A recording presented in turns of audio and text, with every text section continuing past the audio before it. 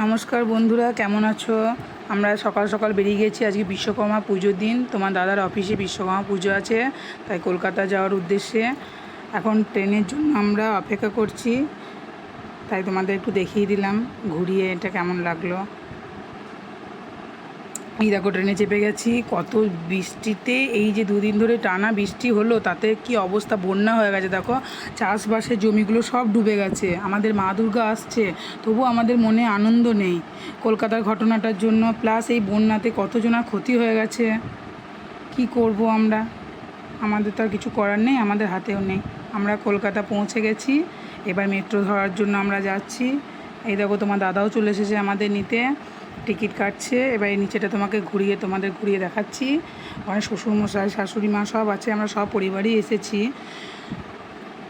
তোমার দাদা এই কাজের সঙ্গে যুক্ত ছিল, তার জন্য তোমার দাদারও ইচ্ছা ছিল অনেক দিনের যে ট্রেনের এই মেট্রো চাপার জন্য। এটা গঙ্গার নিচে দিয়ে যে মেট্রোটা, এই দেখো ভিডিও করছে।